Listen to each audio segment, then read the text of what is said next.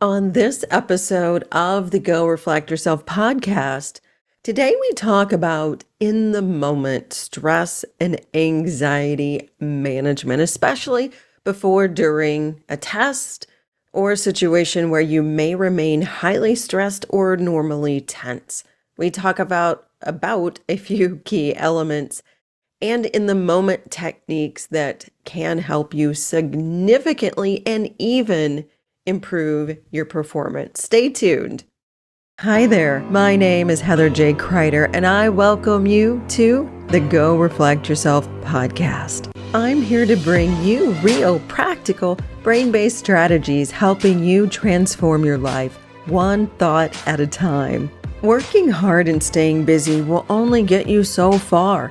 To truly become happy, content, and who you're meant to be, you have to move beyond physical capacities and look from within, allowing you to overcome those obstacles and barriers. My mission is to help inspire you to take massive action to transform your life, all starting from the inside out.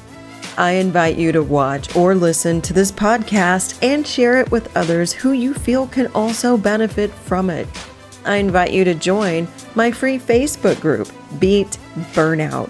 That's where we provide more practical neuroscience and mindset strategies, helping you reduce stress, anxiety, and overcome overwhelm. Thank you so much for being here. I'm honored and grateful for you. You are stronger than you believe. You have greater powers than you know. Let's face it, there are times throughout our everyday normal lives, even when we're extremely happy or joyous or going through situations that we want to be in. There's just times where stress and anxiety creep into our life and it becomes a habit. Today, I'm going to talk about what I call in the moment, quick in the moment stress management techniques. And we're going to go through a little bit of neuroscience and why this is important. I'm going to try really hard not to go too neuroscience deep today, but I do want to just explain a little bit of why we get into what I call these stress loops. But I'm also going to be aware of time today and try to keep this fairly quick and sweet and short. But just think about it though. There's times where things trigger or activate you before a test, before a exam that you don't want to take. There's many times over my career that going through continuing education exams or certain types of certification exams that I have to continue to take, I don't really want to. And my brain kicks in that this is a stressful situation, even though I'm not physically at harm. I'm not truly emotionally at harm. I'm just actually doing something I don't really want to do. But what I've done is I've taught myself that this is a stressful situation. And specifically about tests. Now, I'm going to talk about different types of stress, but just think about this for a moment.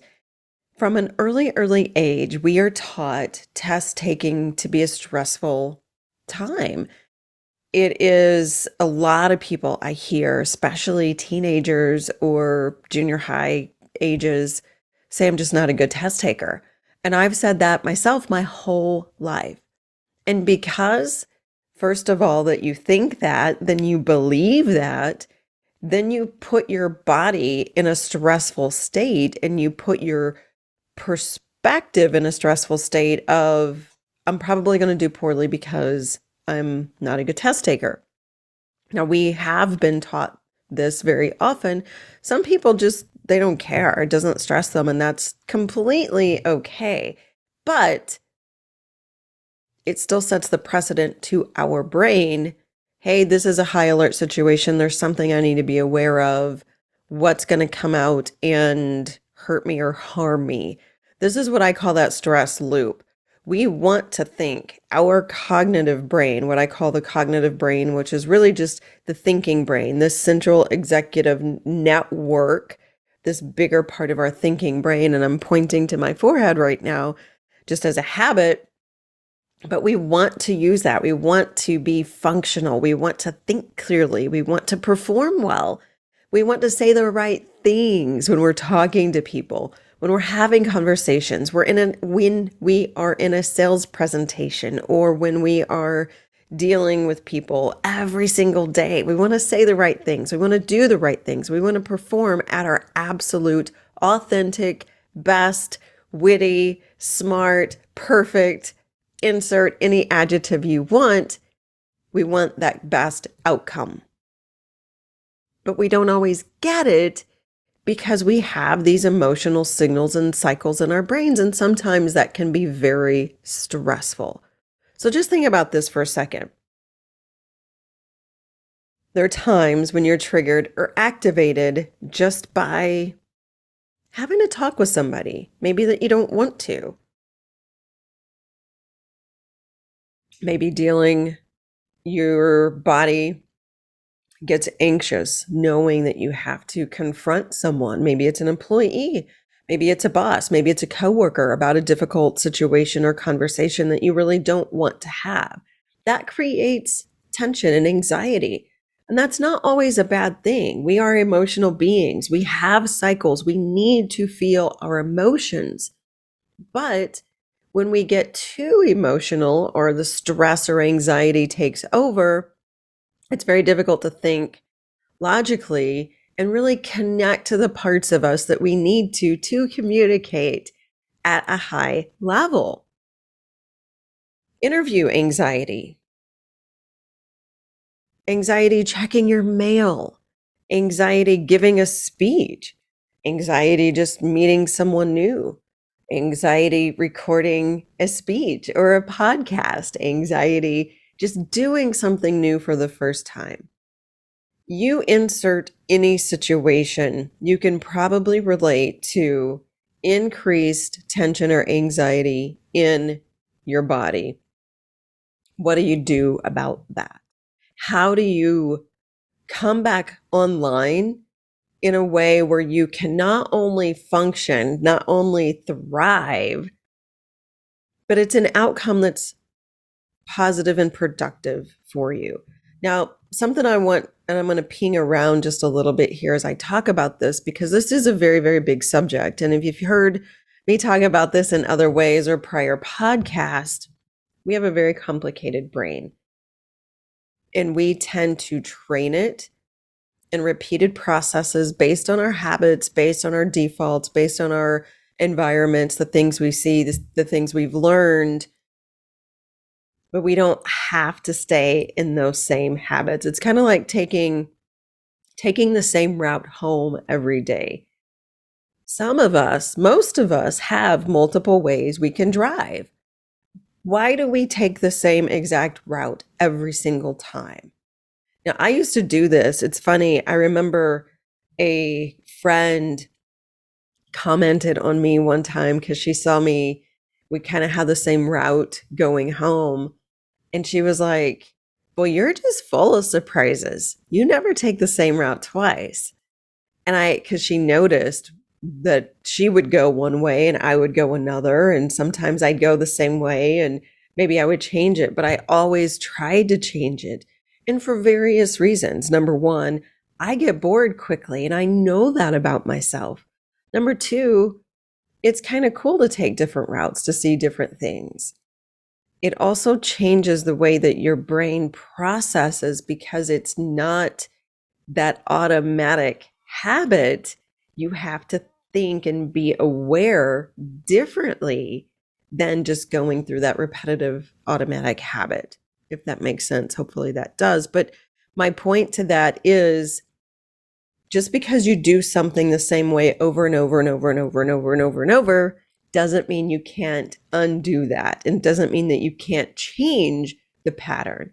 It is harder. There's no doubt about it. It's much harder to change a pattern when you've repeated the same thing 1,000 times versus just a few times. But our brains are incredibly resilient, adaptable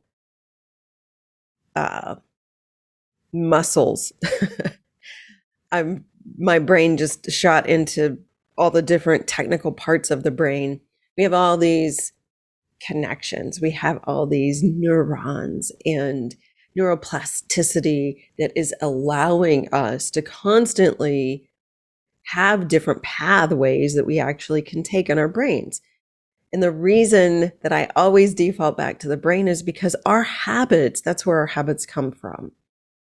And it takes a long time to kind of unwind our awareness of that we're doing things a certain way. But that's not really the point of today's topic. The point of today's topic is, how do we move past a stressful situation, a situation that increases anxiety, especially when we're talking about test taking or a situation that we have to have quick results.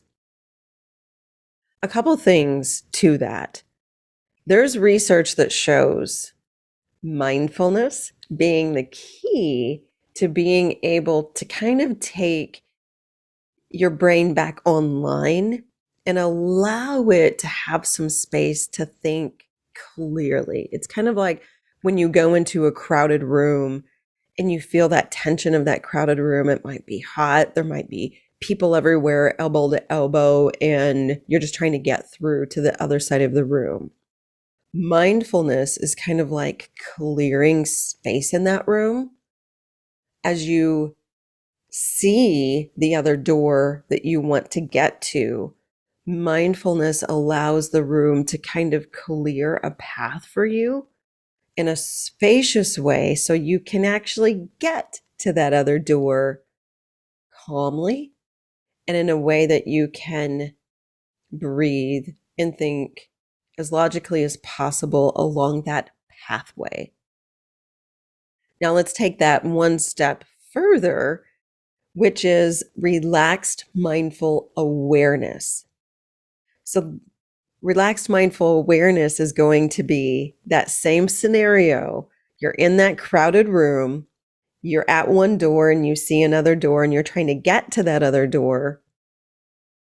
Relaxed mindful awareness not only clears space within that room for you, clearing a path, but it allows you to be as mindful and aware of the path as you're traveling it as you can be, noticing the people, noticing the sights, the smells, the feelings, the emotions, the intensities, the energy, the every senses that you can, but it also allows you to be able to connect to yourself along the way of your experience as well as the experience of others. Now, as I'm hearing myself say this, it sounds actually a little complicated, but research has shown relaxed mindful awareness calms down centers of your brain, which allows you to become more aware of the processes and the networks to tap in, calming some of these overactive parts. That's what starts to kind of remap, what I call remap the way we look and we think at situations. So again, I'm not going to get too sidetracked on what the different networks of the brain are, but just think about this for a moment. Let's go back to taking a test. Let's pretend for a moment we're getting ready to take the ACT, for example. The ACT being to high schoolers an incredibly important test for their college future. And they don't want to do it. It's a long test. It's a stressful test. And you feel that the outcome of your future is dependent upon your performance of this test. It's intimidating because you're in a test center that you're unfamiliar with, in an environment you're unfamiliar with, and more than likely, there's not even any windows or outside light. So what do? Because your brain is going to kick into all of these things. Everything that I just said, your senses are trying to just familiarize in this environment. Your senses are trying to constantly scan for new threats, new survival. So you're going to be at an increased anxiety level, not to mention whatever default and pattern you have in terms of how you view test taking and how you view your future and how you view that the outcome of this test is dependent upon for you. So there's so many things going on. So more than likely, your brain is what I call in a SOS, a signal of, hey, we need to be in high alert. We need to have some sort of really high alert state because there's lots of threats around us. Now, the truth is there's not any truly physical threats in this environment, but your brain thinks there is because you've got all this anxiousness coming in at you. And so that's really what's happening inside of your body is your brain thinks that there is something to really watch out for, a threat of some sort. Now, what do you do with all that anxiety? You've got these triggers, you've got these activations, and you still want to perform well. You still want to think logically. You want to calm your emotions down so that way you can process and think logically. And heaven forbid, you actually enjoy the process. Well, that's a new concept, right? Enjoying a process of taking a test or having a meeting, giving a presentation, having a sales presentation. Now, again, I'm not going to get too far on a tangent of good stress because there is a level of good stress to kind of feel some intensity and get the adrenaline pumping, but it's managing that. And I'm a person, I've trained myself, I like that good stress.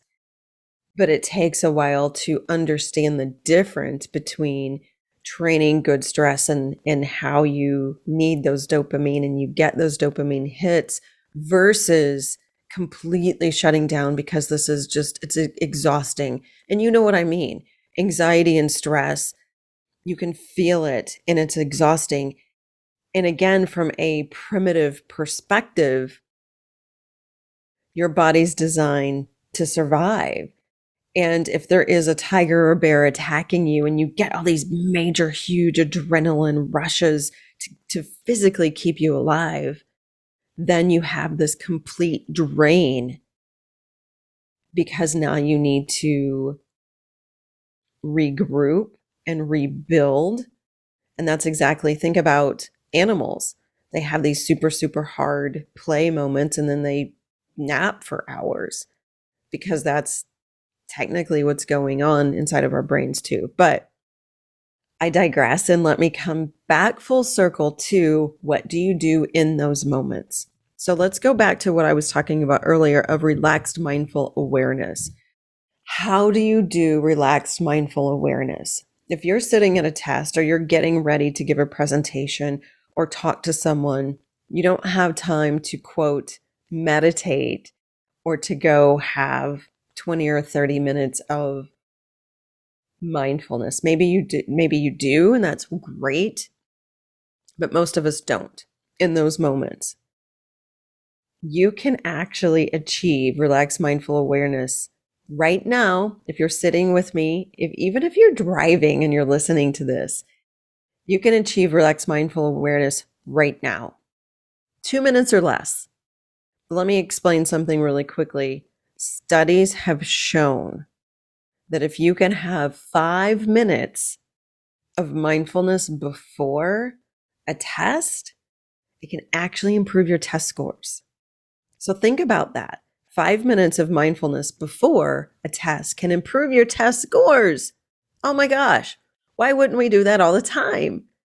But let's extend that to just our everyday lives, to giving a presentation, to going to a new place for the first time, to having a conversation that's difficult. If 5 minutes of mindfulness can increase test scores, imagine how 5 minutes of mindfulness can increase your performance and your ability to connect in those key moments. Let's do it in 2 minutes right now. So again, if you've heard me talk about this in the past, we have a lot of neuroscience research relating to yawning and stretching and how yawning and stretching can increase blood flow to the brain, which can start to slow down and activate different networks in our brain, which allow us to have that space that I just talked about a moment ago, kind of like when you're in a crowded room. That's the best analogy I can come up with of what you're doing within your brain. You're in a crowded room, there's maybe different doors or different things you need to activate in that room.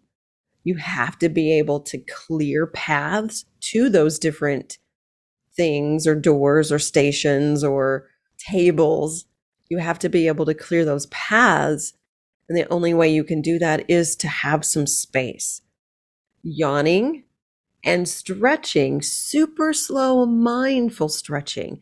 We have tons of neuroscience research showing how yawning and stretching gives you the opportunity to create those paths in that crowded room, so to speak. Now, what do I mean by yawning and stretching? Literally, kind of a just a yawn. I'm yawning now. And I've trained myself. I don't even have to ring my mindfulness bell right now. I've trained myself to think about a yawn and I immediately yawn. Now, if you're in a test, you can yawn. That's okay to do. Just cover your mouth. You don't have to make a ton of noise. You want to be kind of aware of your surroundings, but you can certainly yawn. Yawning is a good thing. If you can yawn 3 big times, you're allowing your brain to have that blood flow and to start to kind of calm those networks down, to calm that stress down, to calm that anxiety, to let your body relax. Now let's take this one step further. One of the big things in the neurocoaching world or in the relaxed mindful awareness world is that super slow movement. What that does, super slow movement, again, activates, allowing you to become more aware versus being stuck in an overheightened anxiety or stressful state. Super slow movement calms, kind of like putting things in slow motion, where then you can create that space that you need. Slowing your speech down does the same thing, activating the salience network, activating different parts of your brain so you can become more aware of the processes, which actually then stimulates the salience network, which effectively allows you to be aware. And that's what you want to point. That's the point I'm trying to make. When you're aware, then you can have mindful attention to not only externally things that are going on around you, but then internally. That mindful awareness allows you to think clearer, tapping in to the areas you need instead of your body trying to combat the stress and anxiety. So let me kind of replay that again of what I just talked about. Super slow movement, yawning, and I'm going to yawn again just thinking about it. It is okay to yawn. And if you just kind of allow your body to feel into that yawn, a lot of times people think yawning is rude or that you're tired. Yawning is not rude, and there's other science, and we can talk about that later of what that means. But sometimes it does mean you're just tired, and that's okay too. But that's what you're getting though. The more that you yawn, the more you're allowing that super slow movement to come into play so you can get that blood flow that you need, and you can stimulate the parts of your brain that you need to access versus just being in that high stress, anxiety state. Now let's take that next step that I'm talking about, which is that super slow movement. Another key concept with the super slow movement, it is slowing things down. But if we want to take it to that next level, especially when you are in a high stress situation, you can rub your hands, you can rub your arms. That stimulates the nerves of your fingers. And we don't actually touch our hands or our arms that often. And so the nerves itself stimulates pleasure, which you cannot feel pleasure and pain at the same time. So stimulating pleasure in this type of way, this kind of self-soothing pleasure, can also help you calm those nervous centers down, calm that stress, calm that anxiety. Again, clearing those pathways in those crowded rooms so you can get to where you need to go, or have the ability to access or see other paths along the way. If you're following my analogy here, hopefully you are. Now, a lot of people feel uncomfortable stroking their hands or their arms when they're in public or in a test or before you're about to give a presentation. And that's okay. There's other things that you can do. And again, from a research perspective, research shows just how if you can stimulate in different types of movements, you can stimulate pleasure, which then slows down again and activates what we want to activate. Now, a couple things that you can do. I'm a very fidgety person. I'm a very high anxiety, anxious person. I have to have constant movement. That's how I learn. That's how I think. If I can't talk something out loud, I need to move. And if I'm not moving, it's very easy for me to kind of slip even into depression. So over all these years, I've learned to read and to understand what my body and my brain is telling me. Now, one of the things most people can benefit from, not just high anxiety, high anxious people, is having objects, having things to touch. A few years ago in school, those fidget spinners became another popular thing that schools finally actually allowed certain fidget spinners to be part of the classroom to help with self-soothing. And so you can self-soothe yourself with what I was just talking about, touching your fingers, your hands, your arms with super slow movement, like slow movement. The slower, the better. Because what you're actually doing is you're trying to tap into that relaxed mindful awareness and pay attention, not just sitting here touching just a touch, but really trying to super pay attention. What does that feel like? What sensations are coming up for me? Because the more I can pay attention, I'm actually retraining my attention, which, guess what? That anxiety and that stress reduces. Again, a lot of people don't feel comfortable doing this super slow. I keep saying super slow touching or movement. So objects help. And I'm holding up, I have various different type of crystals that I have always around me. And I have rocks. Since I've been little, I've loved rocks. It connects me to the earth, and I just like the way their shape and the way they feel. And I have one particular rock that I'm holding up right now that I found in a creek, and it fits perfectly in the palm of my hand. And so I actually have that with me a lot. If I can't have that, or if it's too big, then I'll have an ink pen or a pen of some sort. You can actually do the same thing with the object. So let's go back to the example of taking the ACT test. Let's say I'm a student sitting down. My daughter is going to take the ACT for the first time in a couple weeks. That's why that's top of mind for me. And this is the exact conversation I'm going to have with her. As you sit down, before you even look at anything, look at the room. Try to spend, it may feel like an eternity and it may feel like everybody's staring at you. But I promise you, this will reduce your anxiety, reduce your stress, and everything I'm just talking about. But just look around the room. Look at every corner and yawn while you're doing it, even to start that process of bringing in the relaxed mindful awareness, bringing in that increased blood flow, bringing in activating the parts of your brain that you need to start slowing down the stress and anxiety. Just look around as you're yawning.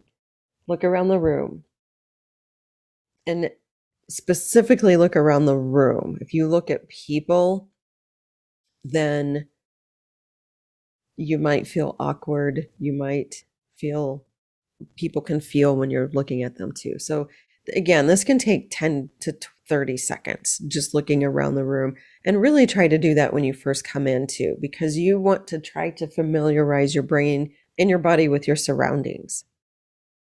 Then what you can do is just sit in your chair and really just feel your feet underneath you while you're having just 3 yawns.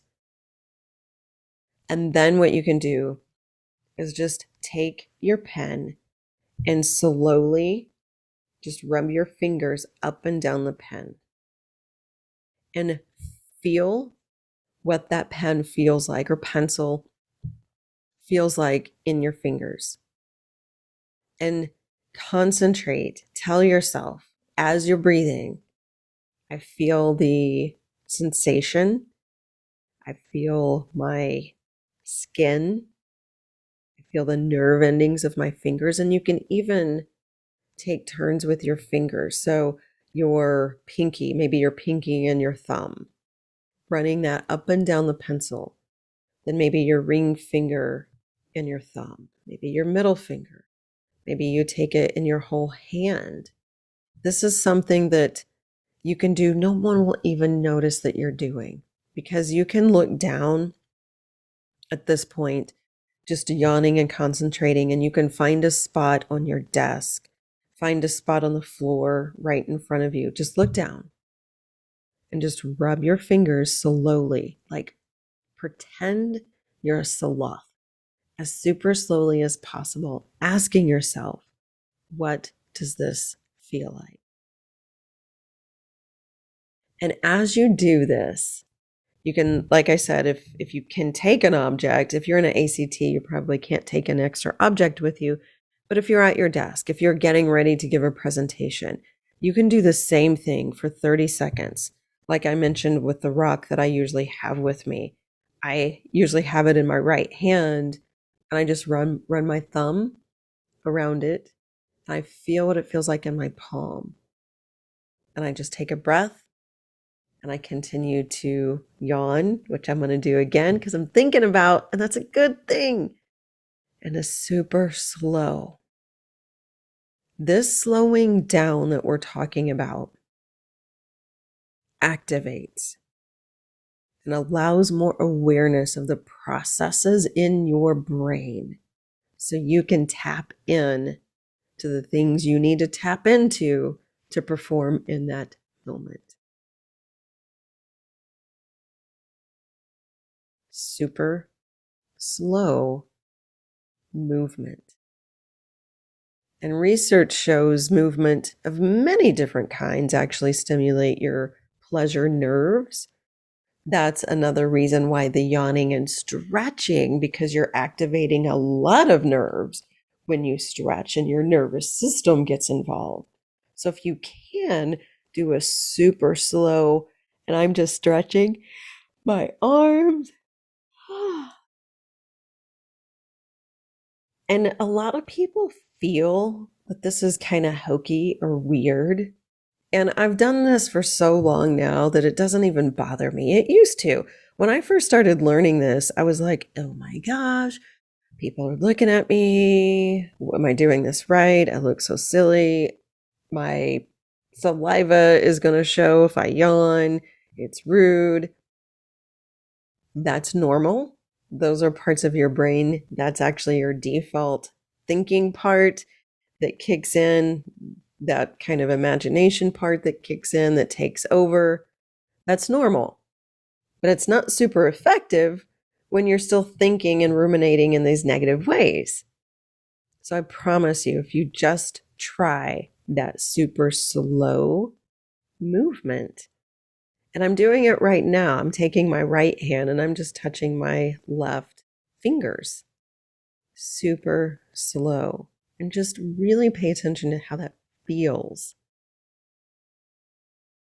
Another great example of this to practice. So what I just shared with you are in the moment ways you can do this. The best exercise is always training when you're not in the performance. Practicing, training, it happens outside of the game, right? If you're playing baseball, you don't learn to play baseball the first time you show up to play a baseball game. You learn to play baseball and practice and practice and practice and practice. It's no different in mindfulness. It's no different in training peak performance and high performance. And we get frustrated by that because we don't practice, but then when we need it the most, we have a difficult time accessing it. So then we get frustrated. So then we have more stress and anxiety. So guess what? You just created a stress stress cycle or stress loop. Practice. You can do this yawn mindful stretch. Set what I call a mindfulness bell on your phone, on your computer, every 20 or 30 minutes, at least once an hour. Stand up, super slow stretch, yawn. You can even, and I don't have it on my desk with me at the very moment, I have these magnets that they look like tiny little rocks, but they're magnets. And so you can even practice using them, putting them together. Magnets attract, they pull. Their whole function is this polarization to be able to touch one another. You can practice, and I'm holding up, I've got two crystals in my hand right now. You can practice by pretending these crystals are magnets. They're not, I know, but you can practice by slowly pulling them apart and seeing what that feels like, pulling them apart and then allowing them to retouch, and then slowly pulling them apart again and then allowing them to touch. And what that's doing is it's training your mindful awareness. What does it feel like? How does that feel, that resistance? How does it feel when you let them touch? How does that feel when you have the resistance and you let them go? When you really pull them apart and then you come back together. What we're trying to do is train our senses, train our brain, train our attention to be able to focus in and have relaxed mindful awareness. Relaxed mindful awareness is the key to being able to calm the centers of our brain, to access the other centers of our brain that we need to. And it's the key to having pleasure, joy, peace, and positive outcomes. We just went through a lot today. My takeaway for you and my challenge for you is right now, if you're driving, if you're sitting, if you're walking, mindfully yawn, stretch, and try to have a pleasurable touch to your fingers. Take an object that you have in your hand right now and see what it feels like. And see if you can achieve a relaxed mindful awareness state for 30 seconds. That's all I'm asking is 30 seconds. And what that means is paying attention. What does that feel like? What are you hearing? What are you maybe smelling even? That's probably getting outside of what you're doing at the moment, but really just trying to hone in on stimulating and reactivating while you're calming the stress and anxiety centers. I hope this has been helpful for you. Let me know. Send me some comments. And good luck for you reducing your stress today. We'll see you next time. Thank you so much for listening to this episode of Go Reflect Yourself. Please rate and review this episode. And if something moved you, please feel free to share. For more inspired action or to stay in touch, head on over to goreflectyourself.com or heatherjcrider.com. You can also take the growth mindset quiz and learn where your current growth mindset lies. Stay in touch on all social media at Heather J. Crider.